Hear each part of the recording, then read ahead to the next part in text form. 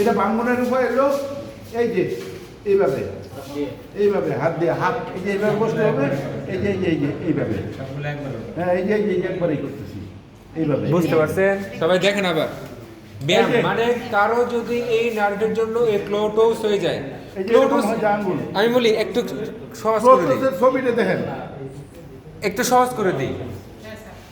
আমরা আলনার জন্য ক্ল হ্যান্ড হয় না, ক্ল মানে কি থাবা, হ্যান্ডেরটা বুঝতেছি ক্ল, এটাও ক্ল, এটা লাগে পায়ের ক্ল, ক্ল টোস, টোস মানে কি পায়ের আঙ্গুল, হ্যাঁ এই হচ্ছে পায়ের ক্ল, এই ক্ল টোস, হ্যাঁ এভাবে বুঝেন।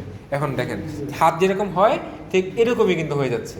এখন এটারই হইলো এই যে আঙ্গুলের টিপগুলাতে আমি ধরবো এই আঙ্গুল সবগুলা দিয়া এই যে চারটে আঙ্গুল দিয়া দইরা আমি এইখানে চাপ দিব, এই যে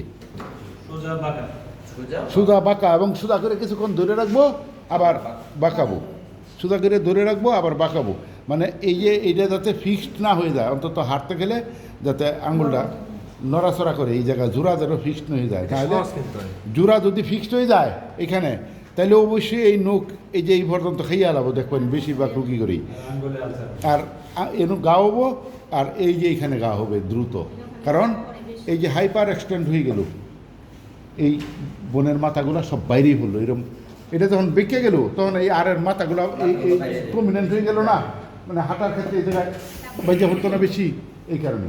আর এরকম থাকলে তো ফ্লেক্সিবল, এরকম চাপ কম লাগবো, অন্য চাপ প্রতিনিয়তই লাগে। এটা ব্যায়াম হলো এটা, সাধারণত এটা বই পুস্তকে নাই, এরকম রোগী সাধারণত বেশি পাবেন না, রুগী আছে আমার হাসপাতালে ভর্তি আছে, এবং পুরান রুগী বেশি, নতুন করে পাওয়া গেলেও এটা এক্সারসাইজ কিছু করারই জায়গা শর্ট করে।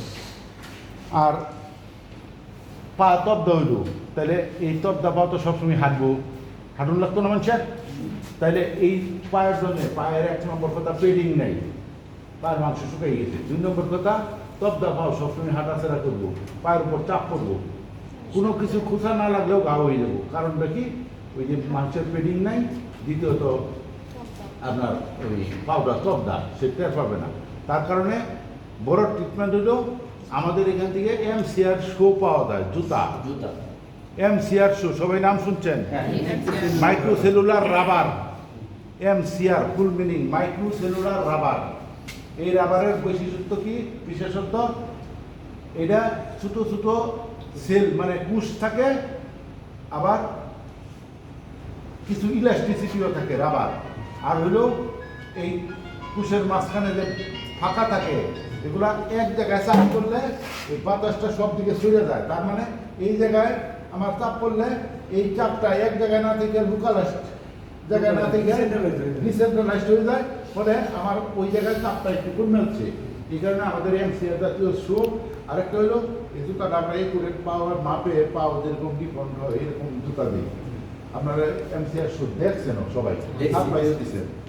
এই রুগী গুলা যাতে আমাদের MCR শো যথাযথভাবে ব্যবহার করে, জুতারও যত দরকার আছে, পায়েরও যত ফিটনেসটা ভালো করে, সামনের ফিতা লাগাইলো তো পিছনের ফিতা লাগাইলো না, পিছনের ফিতা লাগাইলো তো সামনের ফিতা লাগাইলো না, এইভাবে না, এরকম না, সুন্দর করে ফিটিং করে দিও পায়ের জুতা যাতে সে প্রতিনিয়তই ব্যবহার করে, জুতা যেন না হয়ে যায়। কারণ একজোড়া আঙ্গুরের যুক্ত তো মাগনা পায়, কিন্তু একজোড়া খরচ করে যায় প্রায় আমাদের পারিশ্রমিক সহ 1200 টাকা করে, অনেক দাম, যদিও কাইলা রাবার দেখা যায় অনেক দাম। ঠিক আছে